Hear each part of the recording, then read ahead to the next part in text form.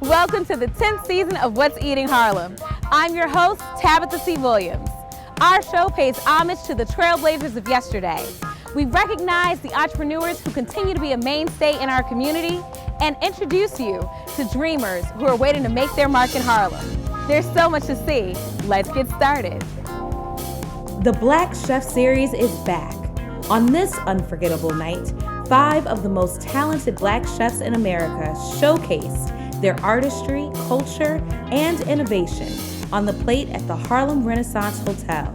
We visited the Dance Theatre of Harlem to explore the lasting legacy of the late, great Arthur Mitchell and to speak with its directors about the visionary path forward for this iconic institution.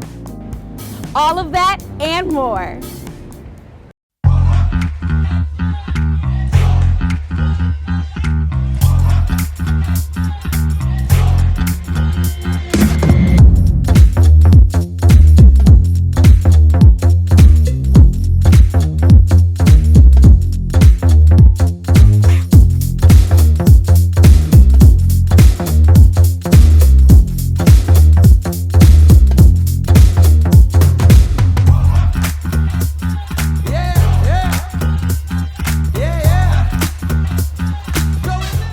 This program was made possible by the Harlem Community Development Corporation and by the West Harlem Development Corporation. Solutions through collaboration.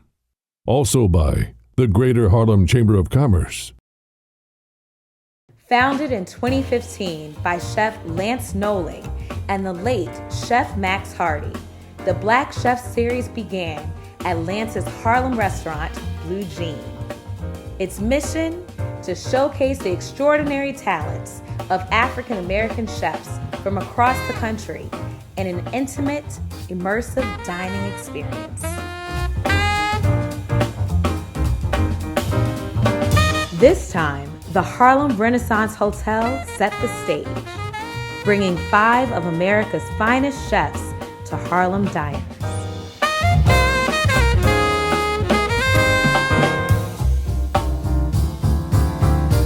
Chef Lance Noling.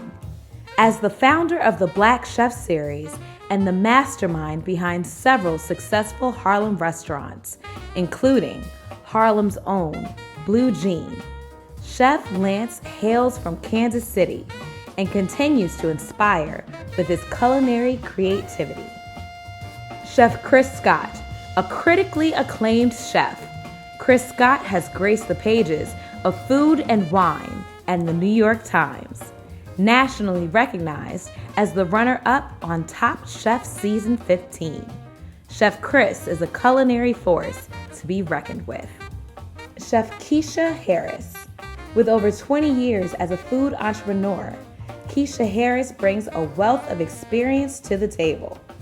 A former news and features editor, she's collaborated with top recipe developers and content creators, making her an industry veteran with an undeniable passion for food. Chef Boots Johnson. Melvin Boots Johnson draws inspiration from his family roots, combining Cajun, Creole, barbecue, Southern, and contemporary styles into his unique culinary approach. With years of perfecting his craft, Chef Boots continues to innovate and lead in the culinary world. Chef Herb Wilson, a master of French, New American, and Caribbean cuisines.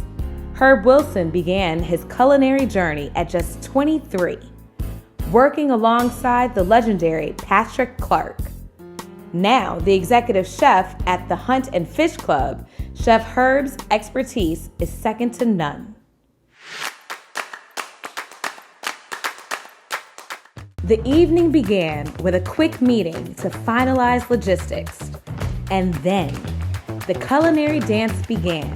Hey. Thank you, Sean. Okay. Getting ready for my salad greens and doing a cured scallop and smoked trout salad, buttermilk dashi, these lovely baby red sorrel, some chervil.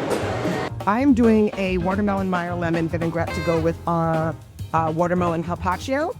with ricotta salata and castelvetrano olives, micro arugula, and shaved red pearl onions. Ooh. Oh, and Live Loud jerk nuts. If you've not tried these nuts, these nuts from Crazy Town. If you have one, you will blow your mind out. But they're the perfect foil for like this kind of sweet summer situation. Like really picks up the palate. It's delicious. So I'm really excited for this. I'm cooking a blackberry mascarpone mousse with butter pecan griddle and sweet corn fritter and roasted pineapple anglaise. What we're doing is soft shell crabs, summertime crowd pleaser. I've done a little something different. Bread them in milk first, and then flour. And I season the flour with a little bit of Old Bay and a little bit of raw grits. So I throw the grits in there for texture. I'm gonna serve this with a black truffle cream corn sauce. It's gonna be bomb. One standout moment, Chef Boots beef ribs. Sourced directly from a Black woman-owned ranch in Texas. I am here today for the event tonight. I'm going to be showcasing my short ribs that come straight from my family range. And another reason why I'm connected here is I used to work here in New York City. And I left New York City because of the disconnect between my family ranch operation and New York City. They didn't understand where their food's coming from. So I'm excited to be here today to actually showcase someone that actually produces the food and bringing it to their table today. So this meat, the short ribs that you are going to have tonight, are actually produced on my family ranch in Oakwood, Texas. It's a small town, population of 600 people, little small town. So it's actually coming from that small town all the way to the big Harlem here tonight. Chefs diced, chopped, stirred, and mixed with precision. Their movements like a well-orchestrated symphony.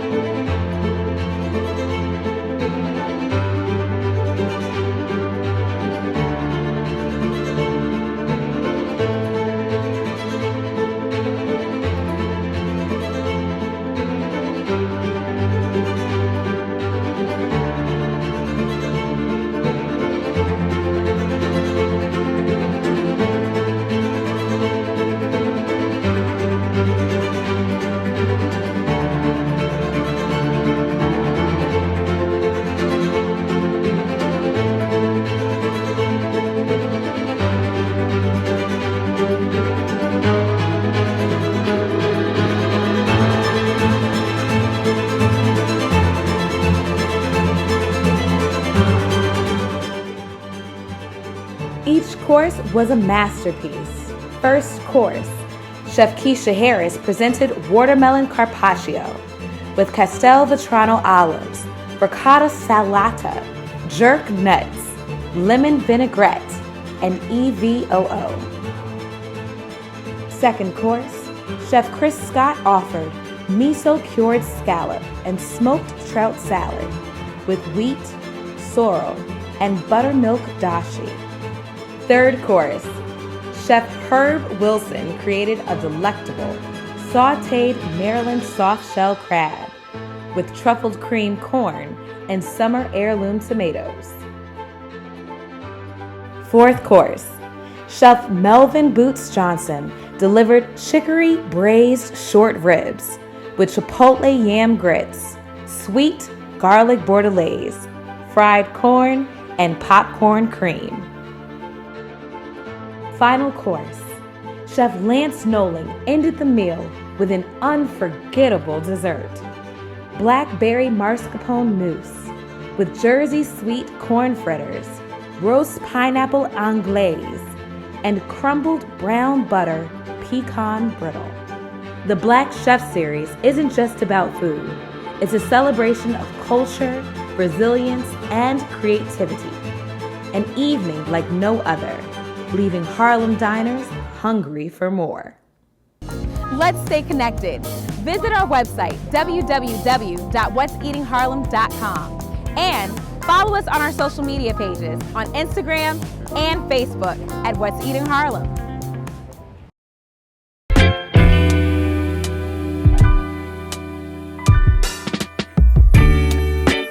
We've come so far since we began this love. Been through the trenches, seen so many ups and downs, like we barely even touched the ground.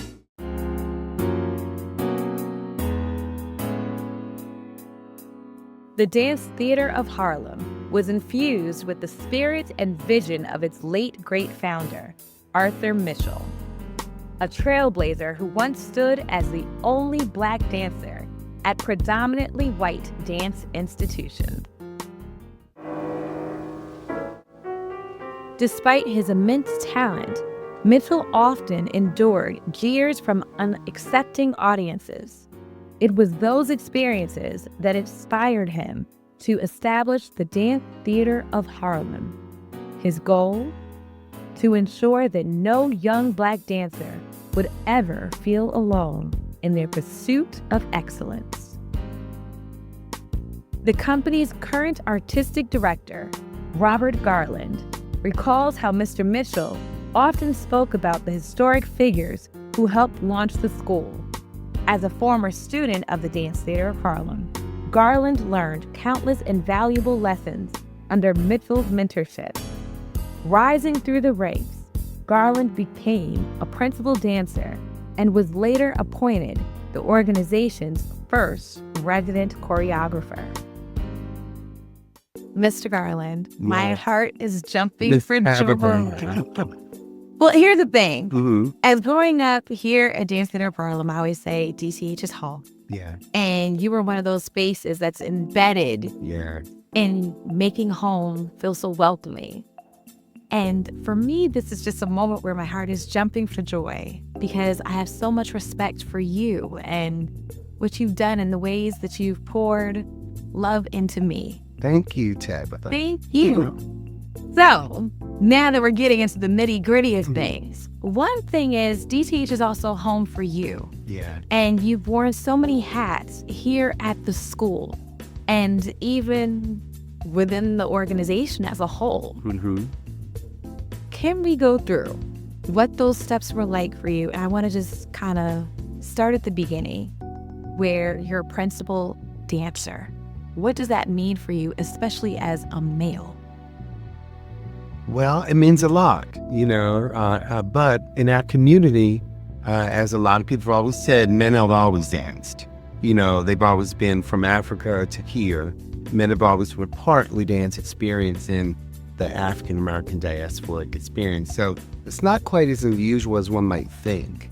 It does get sometimes a bad rep because of the ballet that's attached to it, but once boys and men understand how physical it is, they're much more adept to be drawn to it and be a part of it. And in doing that and continuing your journey, you've been here at DTH, head of the students, resident choreographer. Yeah. I know I'm missing some of the hats because there were so many. Yeah, webmaster, librarian, yes, archivist, I've done a lot. But I have to say that when Arthur Mitchell, when I decided to stop dancing, he said, I'd like for you to be the organization's first resident choreographer. And I was like, oh, that's great. Everybody wants to do that. We're professional dancers, be really important, and wear black turtlenecks, And then he said, but I also want you to direct the school. And that was the thing that taught me absolutely everything. In the moment when you and your sister were still part of the school. And so I took that on and taught me everything about how to be a person that's a part of giving people things back. Parents that are paying tuition for students, their child, the care for them, how you relate to them. It taught me everything, and it actually prepared me for the role I sit in now as artistic director, much more so than anything else could. Today, he continues to pass those lessons on to new generations of students. But as resident choreographer, I would go in, do the work, and leave. So that was like being a babysitter. But now I'm the parent, so I have to be responsible in a way that I wasn't before. I don't have my own biological children, and I didn't have children at all, except for the ones in the school. And now I have company adult children, I should say, that are wonderful extensions of what I learned from kids like you and your sister. So it really is quite consistent in that sense. And when Mr. Garland said, "Kids like me," I understood. I, too, was a student at the Dance Theatre of Harlem, and it was an unforgettable, transformative experience.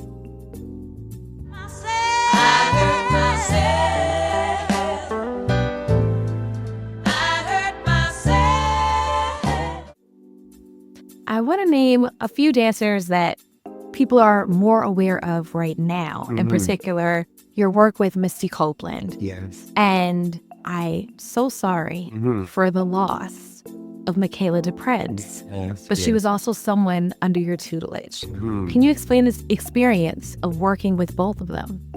Well, they first actually both worked with Arthur Mitchell. Because when these black ballet dancers are in predominantly white institutions, oftentimes like Missy or Michaela and Brooklyn Mack, who's another one, would come to Arthur Mitchell just to articulate where they were, what they were feeling. They knew that he understood where they were coming from. Arthur Mitchell often said to me, Robert, the reason I created DTH was because I didn't want anyone to ever feel like the only one. Because he had, and Ruby Bridges was what inspired that as well. Once he saw that young girl who was 6 or 7 in the cell, he was still dancing at the time, walking through a battalion of people who were calling her names. He knew from that moment that he wanted to create a place where that would never, ever happen again in the art form that he was attached to at the time. So that definitely part of his legacy, what we carry on. It's quite normal for us to be in a room like this together, but it's not like this everywhere. So No, it wasn't like this everywhere. I mean, I've gone into different studios, I've seen different things, and one thing that really put DTH on the map, aside from the excellent choreography and the leadership of Mr. Mitchell, he also had the vision of deviating from the industry standard of the pink tights and the pink ballet shoes, and introduce the world to flesh-toned ballet slippers and tights that reflected the dancers that he had. Would you speak to that type of representation? Absolutely. I mean, you and your generations, I should say, including Danielle Thomas, who you just reconnected with, were here as an example of normalcy, for the kids coming in from the outside. That was a very different thing, particularly in the summer.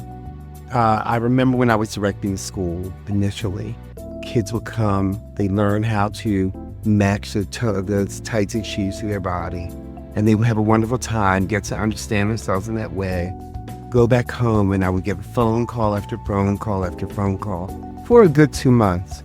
Mr. Garland, they won't let her wear her tights and shoes or flesh-tone tights and shoes at her school in Atlanta, in Boston, in wherever they were studying. And so oftentimes I would have to have a conversation with the people that ran the school. And sometimes it worked, sometimes there was a lot of resistance, but we're in a space now where it's kind of getting to be the norm, and that's it. Another former student, Ty Jimenez, now the director of the organization, also carries forward Arthur Mitchell's teachings. Ty, it's such a pleasure to be sitting here with you. Truly, I'm in awe of your work, because when I first met you, I was a student here at Dance Theatre of Harlem, and you were a member of the company. Now you serve as the director of the school. What has that journey been like? Well, wow. I feel in coming back here as a school director, it's a role I've been preparing for my entire life.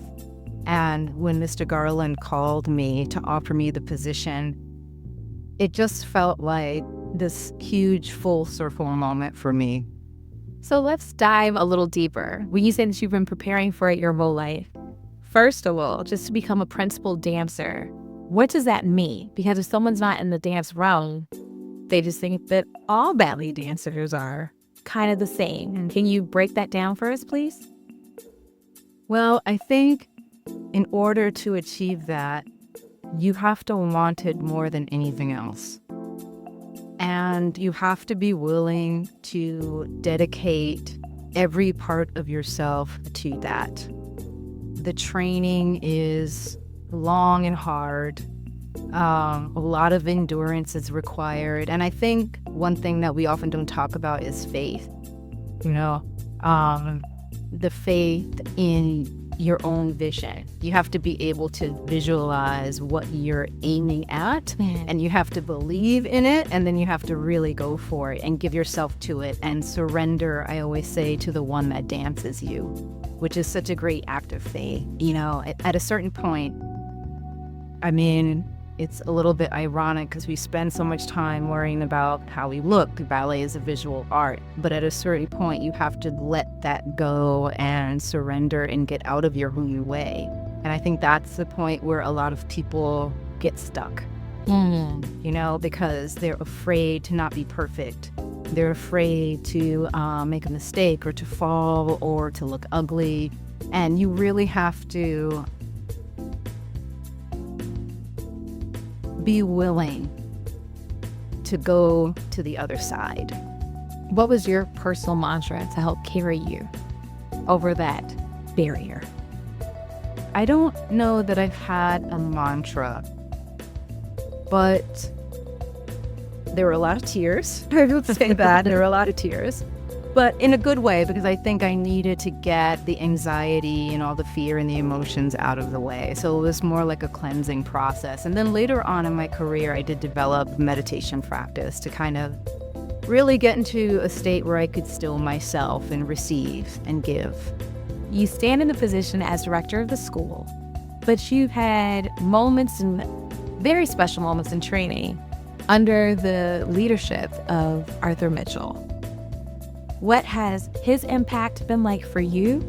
And what is one real important lesson that you carry with you?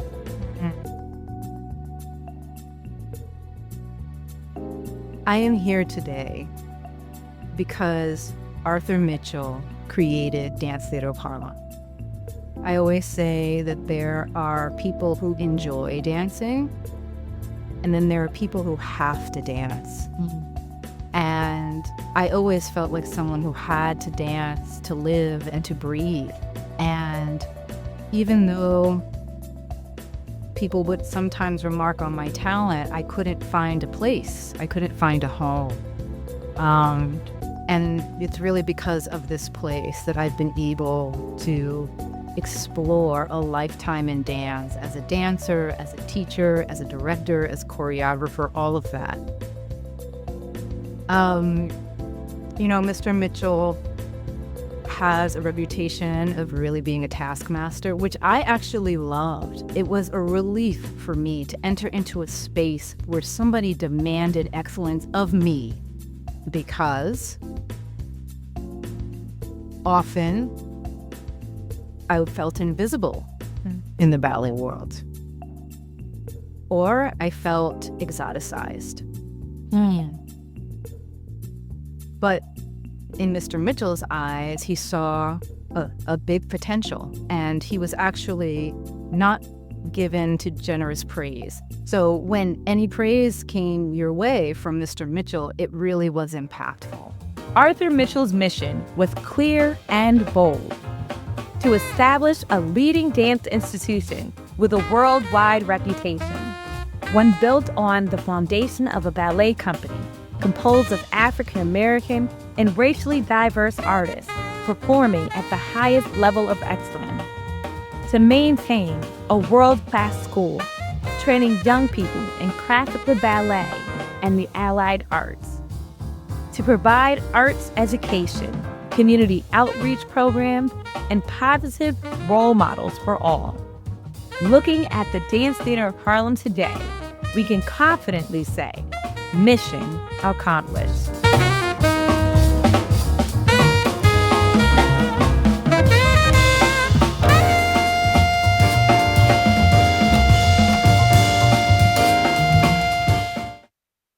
That's all we have for now. Tune in next week. See you uptown. This program was made possible by the Harlem Community Development Corporation and by the West Harlem Development Corporation. Solutions through collaboration. Also by the Greater Harlem Chamber of Commerce